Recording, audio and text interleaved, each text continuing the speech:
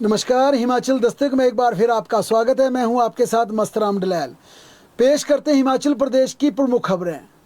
राज्य सरकार ने पहली बार शिमला चंडीगढ़ के बीच टैक्सी की नई दरें तय कर दी हैं। बाकायदा आज ट्रांसपोर्ट डिपार्टमेंट की तरफ से इसकी नोटिफिकेशन जारी कर दी और इसमें साफ कहा गया है कि अब चंडीगढ़ और शिमला के बीच टैक्सी का किराया 3,000 रुपये होगा। यानी अगर ड्रॉपिंग चंडीगढ़ या शिमला से चंडीगढ़ की ड्रॉपिंग होगी तो 3,000 रुपया टैक्सी वाले किराया ले सकते हैं, और अगर एयरपोर्ट तक टैक्सी ले जानी होगी तो 3,500 रुपया टैक्सी का किराया तय किया गया है। इसके अलावा अगर कोई पैसेंजर मैक्सी कैब यानी बड़ी गाड़ी करते हैं जिसमें 5 से 7 सवारियां बैठती हैं तो फिर किराया 5,000 रुपये होगा। राज्य सरकार ने इसकी नोटिफिकेशन जारी करते हुए इसकी प्रति तमाम डिपार्टमेंट्स को भेज दी है। आरटीओ दफ्तर भेज दिए, फ्लाइंग स्क्वाड को भेज दिए, ट्रांसपोर्ट डिपार्टमेंट को भेज दिए और कहा गया है कि अब राज्य में कोई टैक्सी चालक अगर नोटिफाई की गई इन दरों से ज़्यादा किराया लेता तो उसके खिलाफ फिर कार्रवाई की जाएगी। हिमाचल प्रदेश में अभी पंचायत चुनावों को लेकर पूरी तरह से सक्रियता और पूरी तरह से तत्परता और बढ़ गई है, क्योंकि हिमाचल प्रदेश में 68 और नई पंचायतें बनाने की तैयारी शुरू हो गई है। ये फैसला विधायकों की मांग पर राज्य सरकार ने लिया है। मुख्यमंत्री कार्यालय से भी नई पंचायतों के गठन को स्वीकृति मिल गई है और अब पंचायती राज विभाग इन प्रस्तावित पंचायतों को लेकर तमाम औपचारिकताओं को पूरा करने और कानूनी पहलुओं को पूरा करने में जुट गया है। नई पंचायतों के गठन की मांग लंबे समय से विधायक उठा रहे थे। कई विधायकों ने अपने अपने विधानसभा क्षेत्रों में पंचायतों के पुनर्गठन और नई पंचायत बनाने के प्रस्ताव राज्य सरकार के समक्ष रखे थे। इन मांगों पर विचार करने के बाद सरकार ने 68 नई पंचायतें बनाने का फैसला लिया है। इससे पहले 4 नई पंचायतें बनाई गई। इसके बाद राज्य सरकार ने 39 नई पंचायतों के गठन को मंजूरी प्रदान की। 84 नई पंचायतों को लेकर भी सरकार जनता से आपत्ति और सुझाव मांग चुकी है। अब 68 नई पंचायतें बनाने का और फैसला लिया गया है, जिसके चलते पंचायतों की संख्या प्रदेश में और ज़्यादा बढ़ सकती है। इसी बीच आज राज्य चुनाव आयोग के सचिव ने पंचायत अधिकारियों के साथ पंचायत चुनावों को लेकर एक महत्वपूर्ण वर्चुअली बैठक कर चुनावी तैयारियों की समीक्षा की। माना जा रहा है कि अगले माह पंचायत चुनावों की अधिसूचना प्रदेश में जारी हो सकती है, क्योंकि 31 मई से पहले सुप्रीम कोर्ट ने हिमाचल प्रदेश में शहरी निकायों और पंचायतों के चुनाव करवाने का आदेश पारित किया है। इसी के तहत 31 मई से पहले हिमाचल प्रदेश में पंचायतों का आरक्षण रोस्टर जारी किया जाना है। हिमाचल प्रदेश में 1 अप्रैल से अब नया हिम बस कार्ड का कानून सख्ती से लागू हो जाएगा। राज्य में हिम बस कार्ड जारी करने को लेकर इसे मैंडेटरी बनाने को लेकर आज एचआरटीसी के एमडी निपुण जिंदल ने ट्रांसपोर्ट डिपार्टमेंट के additional chief secretary RD Nazim को सचिवालय पहुंचकर फीडबैक दिया। इसमें कहा गया कि राज्य में अब 1 अप्रैल से ये कार्ड एचआरटीसी की बसों में मैंडेटरी कर दिया जाएगा। यानी 50% किराए की छूट वाली महिलाओं को भी अब ये कार्ड दिखाना जरूरी होगा, वरना महिलाओं का बस में पूरा किराया लिया जाएगा। इसके अलावा सरकारी स्कूल छात्रों तथा तमाम रियायती दरों की बस यात्रा का लाभ लेने वाली सभी कैटेगरी के पैसेंजर्स को हिम बस कार्ड बनवाना जरूरी होगा। इसी कार्ड के आधार पर 1 अप्रैल यानी कि अगले महीने की पहली तारीख से रियायती बस सेवा का लाभ मिलेगा, चाहे वो जर्नलिस्ट हैं, विधायक हैं या दूसरी कैटेगरी के लोग हैं, महिलाएं हैं, स्कूली बच्चे हैं, सबको ये कार्ड दिखाना होगा। इसी आधार पर उन्हें बस किराए में डिस्काउंट दिया जाएगा, बस किराए में छूट दी जाएगी, बस किराए में तमाम तरह की जो रियायतें वो दी जाएंगी, वरना पूरा बस किराया लगेगा।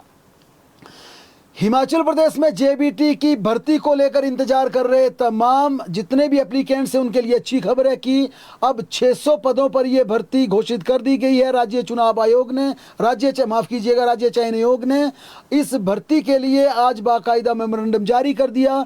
16 मार्च से 6 अप्रैल तक इसके लिए आवेदन किया जा सकेगा। उम्मीदवारों की आयु 18 से 45 वर्ष के बीच होनी चाहिए, जिसकी गणना 1 जनवरी 2026 के आधार पर होगी। आरक्षित वर्ग को उम्र में 5 साल की छूट दी जाएगी। हिमाचल प्रदेश में 6 मार्च को आयोजित हुई 10वीं की बोर्ड परीक्षा के पेपर को लेकर बवाल शुरू हो गया। ये पेपर हिंदी विषय का था। इस पर कई तरह की बातें की जा रही है। दरअसल हिंदी के पेपर में पूछे गए मल्टीपल क्वेश्चंस और शिक्षा बोर्ड द्वारा जारी की गई आंसर की में भारी त्रुटियों के आरोप लगाए गए हैं। हिमाचल प्रदेश राजकीय भाषाई अध्यापक संघ ने इस पर सवाल उठाते हुए भ्रामकता के संबंध में स्पष्टीकरण जारी करने और छात्रों को ग्रेस मार्क्स जारी करने की मांग रखी है। कई छात्रों ने भी पेपर में शामिल किए गए 5 प्रश्नों में पाठ्य पुस्तक, व्याकरण तथा उत्तर कुंजी के आपस में विरोधाभास पर कई तरह की बातें की थी। लिहाजा अब ये डिमांड की जा रही है कि जो प्रभावित छात्र मैट्रिक के इस पेपर से हुए, हिंदी के पेपर से हुए हैं, उन्हें ग्रेस मार्क्स दिए जाएं। बिजली बोर्ड का ज्वाइंट फ्रंट कल पूरे प्रदेश में सांकेतिक हड़ताल करेगा। दोपहर के समय सभी बिजली बोर्ड के दफ्तरों के बाहर नारेबाजी की जाएगी। ये विरोध प्रदर्शन नए बिजली कानून को लेकर केंद्र सरकार के खिलाफ किया जाएगा। हिमाचल प्रदेश में कांग्रेस ने राज्यसभा का चुनाव अब जीत लिया है। भाजपा की तरफ से प्रत्याशी न उतारने के बाद कांग्रेस के अनुराग शर्मा आज निर्विरोध प्रत्याशी के रूप में निर्वाचित हो गए। विधानसभा सचिवालय की तरफ से उन्हें सर्टिफिकेट ऑफ इलेक्शन सौंप दिया गया। दरअसल राज्यसभा चुनाव के लिए केवल अनुराग शर्मा का इकलौता नामांकन पत्र दाखिल हुआ था। आज नामांकन वापस लेने की आखिरी तारीख थी। ऐसे में अब अनुराग शर्मा राज्यसभा के लिए निर्वाचित सदस्य माने जाएंगे। मौजूदा राज्यसभा सांसद इंदु गोस्वामी का कार्यकाल अगले महीने खत्म होगा और इसके बाद अनुराग शर्मा शपथ लेंगे और विधिवत रूप से वे राज्यसभा पहुंच जाएंगे। उनके इस निर्वाचन पर आज कांग्रेस प्रदेश कार्यालय मुख्यालय राजीव भवन में आज जश्न समारोह मनाया गया। इस समारोह में मुख्यमंत्री Sukhvinder Singh Sukhu, deputy chief minister Mukesh Agnihotri सहित कई मंत्री और विधायक व पार्टी के उच्च पदाधिकारी मौजूद रहे। इस समारोह के बाद मीडिया से बातचीत करते हुए मुख्यमंत्री सुखविंदर सिंह सुक्खू ने कहा कि अनुराग शर्मा एक साधारण कार्यकर्ता हैं और उन्हें राज्यसभा भेजने से पार्टी काफ़ी उत्साहित है। मुख्यमंत्री ने बड़ा ऐलान करते हुए कहा कि आने वाले विधानसभा चुनावों में भी ऐसे ही आम कार्यकर्ताओं को पार्टी टिकट देगी। यानी मुख्यमंत्री ने बड़े स्तर पर ये आज इशारा दे दिया, उन्होंने अपने दिल की बात कह दी कि आने वाले विधानसभा चुनावों में जो विधायक जनता की कसौटी पर खड़े ना उतरेंगे उनके टिकट काटकर आम वर्कर को भी टिकट दिए जा सकते हैं। या जहां पर भारतीय जनता पार्टी के 28 विधायक निर्वाचित होकर इस समय विधानसभा पहुंचे हैं, उनकी जगह अब पुराने प्रत्याशियों की बजाय नए कैंडिडेट, नए आम कार्यकर्ता चुनावी रण में उतार सकते हैं। क्योंकि मुख्यमंत्री का यह बड़ा इशारा था कि जिस प्रकार से अनुराग शर्मा को राज्यसभा भेजा गया, किसी को खबर नहीं थी, कानो कान पता नहीं था कि एक जमीन से जुड़े वर्कर को भी पार्टी टिकट दे सकती है। उसी तरह उन्होंने आज इंडिकेशन दी कि विधानसभा चुनावों में भी ऐसे चौंकाने वाले नतीजे सामने आएंगे जब केंद्रीय हाईकमान हिमाचल प्रदेश में आम वर्कर्स को टिकट देगा।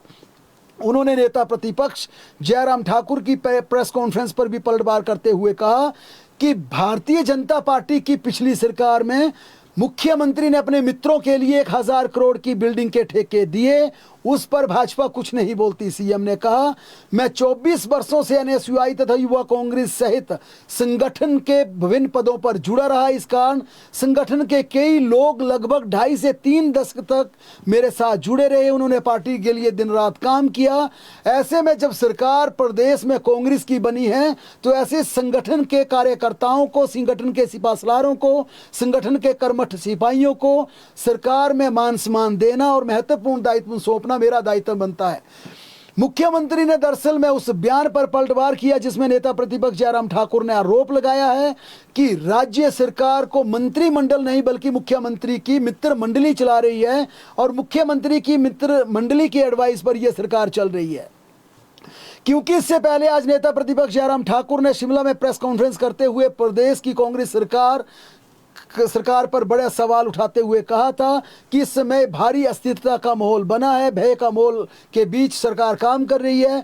उन्होंने कहा कि प्रदेश में कांग्रेस के पास पूर्ण बहुमत होने के बावजूद सरकार के भीतर जिस प्रकार की उथल पुथल और असमंजस की स्थिति बनी है उससे स्पष्ट है कि सरकार के भीतर ही विश्वास का संकट गहरा चुका है। उन्होंने कहा, कांग्रेस पार्टी के अंदर इतनी अस्थिरता है कि खुद उनके नेता भी आशंकित हैं, जबकि ये स्थिति क्यों बनी इसके लिए हर कोई व्यक्ति जानता। उन्होंने कहा कुछ नेताओं ने तो राज्यसभा नामांकन से जुड़ी औपचारिकताएं भी पूरी कर ली थी, क्योंकि उन्हें ये विश्वास दिलाया गया था कि टिकट उन्हें ही दिया जाएगा।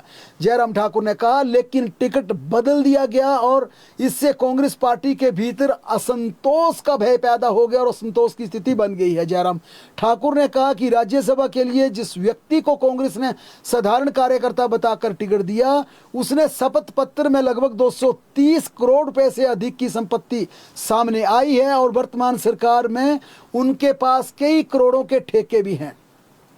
मुख्यमंत्री सुखविंदर सिंह सुक्खू ने आज लोक भवन में गवर्नर शिव प्रताप शुक्ल को गर्मजोशी से विदाई दी।